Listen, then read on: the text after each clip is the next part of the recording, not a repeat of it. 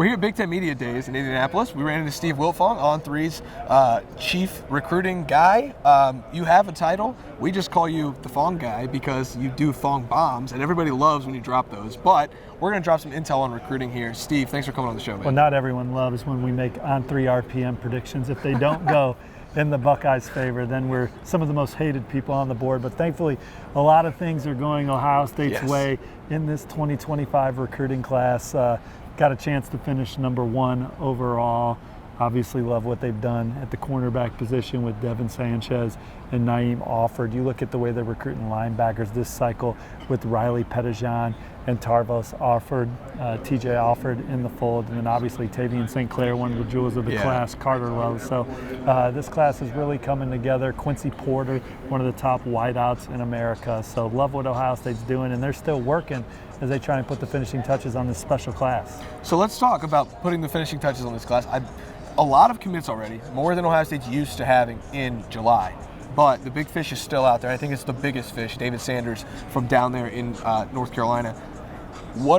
How are you feeling right now? I know Ohio State fans are just waiting on pins and needles. Like, is he going to put the RPM in? Is it going to go Tennessee, Ohio State? There's a couple other players in there. Like, how are you feeling right now when it comes to Ohio State and David Sanders? Well, I think that David Sanders and his family are continuing to evaluate all their options as they continue to go through a process that began really when he was in 8th grade, and now he's the North Carolina Gatorade State Player of the Year, helped Providence Day win another state championship as a two-way player. And just as talented as he is on the football field, he is uber talented in the classroom. He's an A student with aspirations of majoring in sports medicine and ultimately being an orthopedic surgeon when he's done playing football. And I think Ohio State has shown him a lot of resources and a lot of things that can help him maximize his abilities on the football field and then maximize his potential off the football field. I think he feels like he fits in with the players, the coaching staff. There's a proven track record. So Ohio State's well positioned here. I think they're in the top 2 with Tennessee, but Georgia and Nebraska round out the top 4. I still wouldn't be surprised if David Sanders ends up taking a visit or two this weekend here as prospects get back on the road before one more final dead period before he announces his college decision in August. So Ohio State, they're right there in the thick of it. I think that they're doing everything right on all fronts, but will it be enough? Time will tell as they dot those I's and cross those T's. It's interesting because Tennessee obviously is what everybody thinks is 1 and 2 with Ohio State there. But I think Ohio State fans are just terrified of the idea of Georgia entering this race because Georgia does such a good job recruiting offensive line. They've got a lot of commits there. Should Ohio State fans be worried about Georgia right now? Well, he put out a top 4 for a reason. He could go to any one of those 4 programs in his mind, but if you're asking me to rank them in order, I don't think I would have Georgia in the top 2 right now, but that doesn't mean that when it comes back around, he ends up deciding to play his college football for Georgia. There have been times in his process where I thought maybe Georgia led, so we'll see what happens when they finally sit down and start ironing it out and saying, hey, I think I see myself there, I'm going to sleep on it and see how he feels the next day. So the guy that he could be protecting, if he chooses to come, is Tavien St. Clair. You said he's one of the jewels of the class. I asked you yesterday off air, and then we decided, hey, we might as well do this on air. Tavien St. Clair and trying to move up those rankings and get up there with Bryce Underwood. What do you guys need to see on the senior tape, or maybe what do you want to see from Tavien that makes you think like, okay, like 5-star talent, can't miss talent. He's going to be, a future star at Ohio State. Like, the senior tape's very important. So what do you want to see from him this year? Well, he's a guy that Charles Power, Cody Belair, the scouting department at On3, they already see as a future first-round draft pick. He's got 5 stars. He's in that top 15 players in the country. And he's someone that's going to have a microscope on him going into senior year. He's one of the biggest names in this class, so we'll be watching closely how he continues to grow as a senior going into his final prep season. Did you love the pickup of Riley Pettijohn as much as Ohio State fans did? Because that was one where it's like, okay, can they go down to Texas and grab this guy who's got all these heavy hitters in the Lone Star State? Ohio State fans seem super excited about him.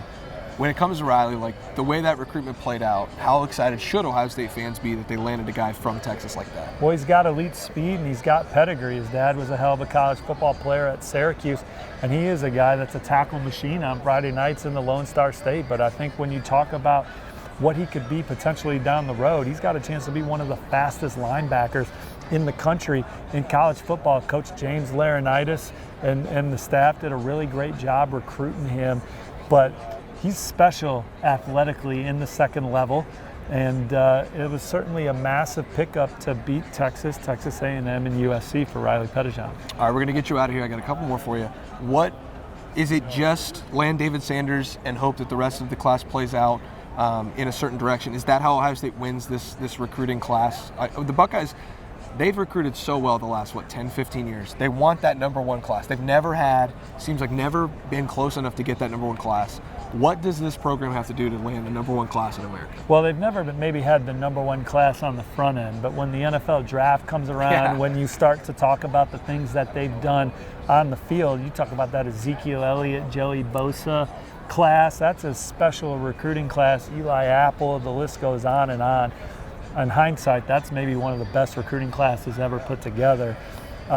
So they'll be judged on what they do in college. Recruiting rankings are just kind of a preview of where we project, and Ohio State's always in the national title conversation because of the caliber of classes they recruit year in and year out.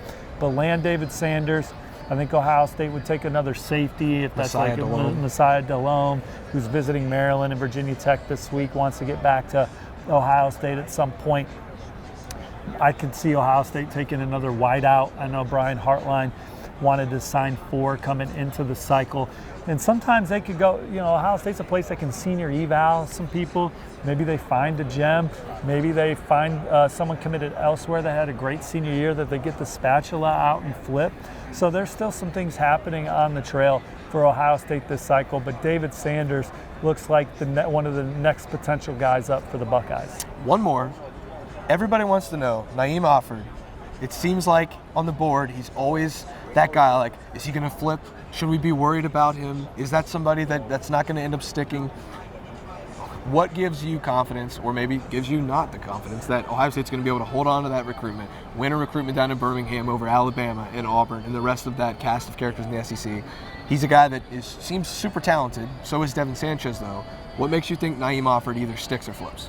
Well, I think he sticks because of the relationship and trust that he and his family have with Coach Tim Walton. Coach Walton has done a fantastic job of building a connection with that family and has shown Naim and his dad, hey, this is how we're going to develop you at Ohio State. We care about you as a person.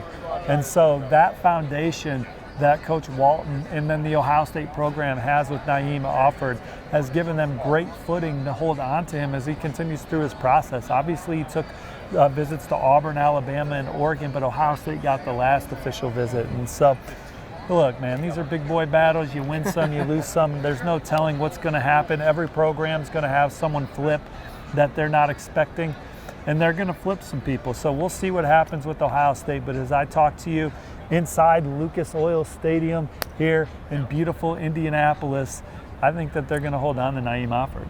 He's the best in the business, folks, an absolute encyclopedia on the recruiting trail. Thank you, Steve, for joining us. We'll see you guys over at LettermenRow.com, and we'll make sure to have Steve on plenty more times as the class wraps up. Ohio State's going for that 2025 number 1 spot. Looking forward to it. You guys take care.